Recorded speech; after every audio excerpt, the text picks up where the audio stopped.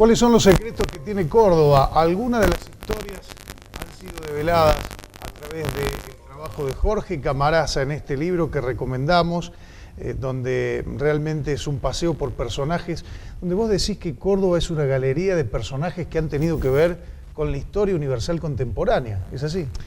Claro, porque digo, las historias que yo recojo ahí en el libro son de personas, digo, que podrían haber transcurrido en otro lado también. Es decir, el libro tiene 12 historias, de los cuales 10 no son cordobeses de nacimiento, sino que son cordobeses por adopción. Gente que ha elegido venir a vivir acá y que acá ha hecho la parte de su vida que a mí me resultó interesante de contar. No sé, digo, por ejemplo, Viale Macé era catalán, no era cordobés. O el Che había nacido en Rosario, no en Altagracia. Y así sucesivamente, ¿no? Madame Carrel, una psíquica que vivía en la Cumbrecita, había nacido en París. Pero bueno, pero todas esas historias transcurren acá en Córdoba. Digo, Córdoba como escenario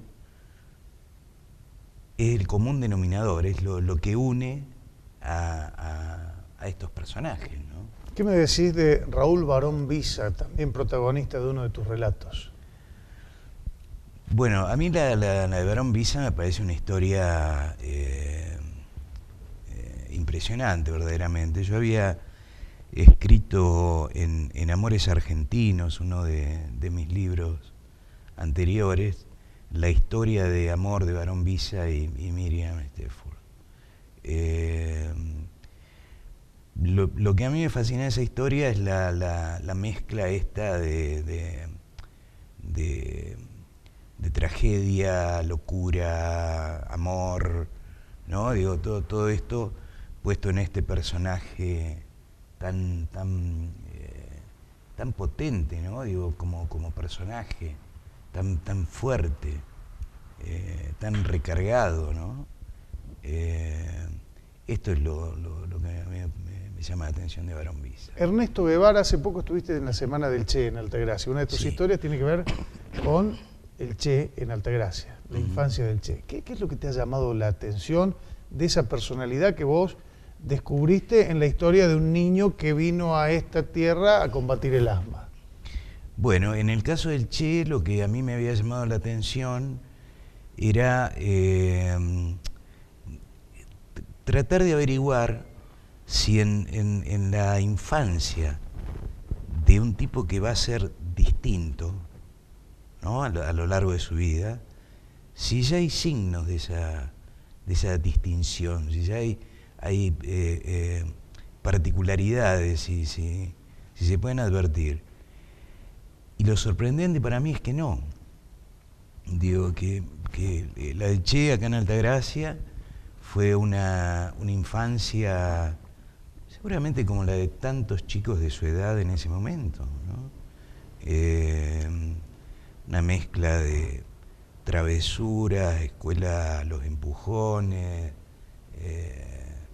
un chico, que después, él hace un camino diferente, ¿no? Pero no, yo buscaba eso, buscaba ver si había algún rasgo, ¿no? Que definiera lo que iba a ser después. Claro, si se veía en los años de infancia y de todo eso, y no se ve nada ahí. Lo cual me parece más interesante todavía, ¿no? Por la cosa esta de la imprevisibilidad.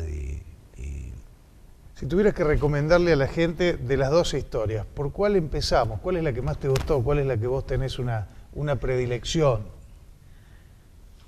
A mí hay 3, diría yo, que me gustan más que el resto.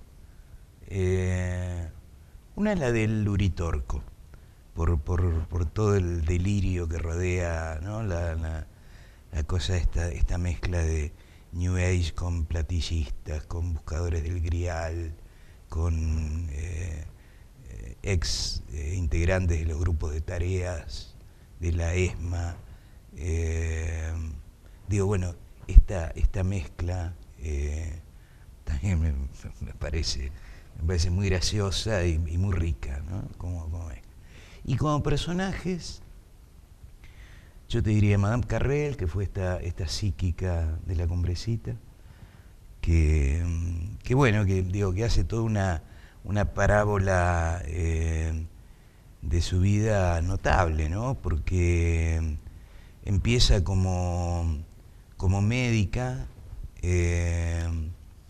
y termina casi como una curandera, curando por imposición de manos, con el péndulo y ese tipo de cosas,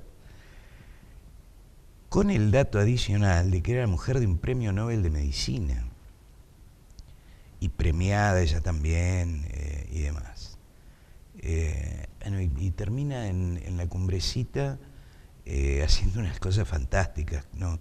En aquel momento no había un equipo de rayos X, y ella podía ver a través del cuerpo dónde tenías la fractura y cuál era tu problema.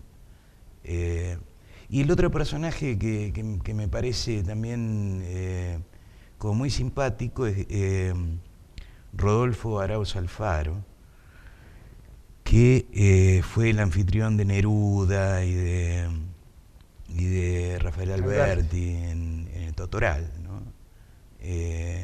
También la de Arauz Alfaro, una vida novelesca, una especie de dandy revolucionario, porque era uno de los dirigentes del Partido Comunista Argentino en ese momento, y era un tipo que le gustaba la casa mayor, tenía una suerte de colección de mujeres bellísimas, y tenía la estancia en el Totoral y la casona donde vivió bastante tiempo Neruda y Alberti. La hija de Alberti nació en el Totoral, en la casa. ¿Cuál es tu método? ¿Cómo trabajás? Digo, tenés el dato de la historia y vas al lugar. ¿Cuál es tu metodología de investigación? Sí, yo necesito ver los lugares. Digo, no me da lo mismo verlo o no verlo. Aunque no saque datos concretos, ¿no? Digo, por ejemplo, qué sé yo, para la historia de Barón Visa, yo he venido al ala y le he dado vuelta mirando, qué sé yo. Digo, no pude obtener ningún testimonio, ningún dato, ni nada, pero yo necesito hacerlo esto. Para el caso de Arauz Alfaro, están en la casa donde la tumba de Neruda, Bons Ansel. la tumba de von Alvensleben. ¿La fuiste a ver? Sí, la tumba de von Alvensleben, en realidad, yo la conocía desde el año 90 y pico, cuando estaba escribiendo Odessa, y vine a hacer un informe con un colega de la RAI, un documental para la RAI 2 de Italia. Y ahí encontramos la tumba de Alvensleben, encontramos gente que lo había conocido, más de la que queda ahora, digamos, porque algunos murieron, de la gente con la que yo había hablado en aquel momento. Por ejemplo, el doctor Sergio Mayor. Bueno, y así con cada uno de los lugares, ¿no? Donde han transcurrido la historia de estos personajes. Recuerdo cuando viví en Villa Rumipal, ese hombre alemán salía, von Alvensleben, salía junto a otro hombre, el señor Jakowski, a controlar a aquellos que tiraban las redes, que pescaban con redes y se dedicaban a la pesca furtiva. Como eran bravos, muchas veces se tiroteaban, dice Rodolfo. Hay una historia que se cuenta en Santa Rosa y en Embalse, de una persecución que termina con un muerto, y que no se sabe muy bien. Alguna versión dice el pescador furtivo estaba huyendo con un jeep y vuelca y se mata en el accidente de tránsito. Y otras versiones de Santa Rosa dicen, bueno, vuelca porque le habían metido un tiro al Alvensleben, lo había baleado, y entonces el tipo vuelca. Cristian, en Buenos Aires, en la calle Ayacucho 1669, se abrió un restaurante llamado La Gar del Virrey. el dueño, Valerio Bandi, capitán de las SS, quien se jactaba de todas las operaciones realizadas como tal. El local se construyó sobre un pasaje construido por los indios, donde se encontraban elementos de tortura de esa época, 1700 aproximadamente. Allí se abrió este restaurante y donde concurre gente muy pituca, el dato lo da Oscar. Vos que vas a Buenos Aires permanentemente. Pero sí, claro, voy a ir a ver este lugar, ¿no? No sabía esto. Vamos a hacer una pausa, hay otros libros, pero yo quiero recomendar Las historias secretas de Córdoba, así que hay gente que mañana va a ir, está en Altagracia, está en Sur, está en Moridi, está en Hora Libre de mi amigo Adolfo Barrera, que se lleven Historias secretas de Córdoba de Jorge Camarasa. Y en el próximo bloque tengo que preguntarte por Hitler y te quiero preguntar si todavía hay algo por descubrir sobre los nazis en la Argentina que todavía no haya sido descubierto. ¿Puede ser, Jorge? ¿Cómo no? Hacemos una pausa, ya venimos.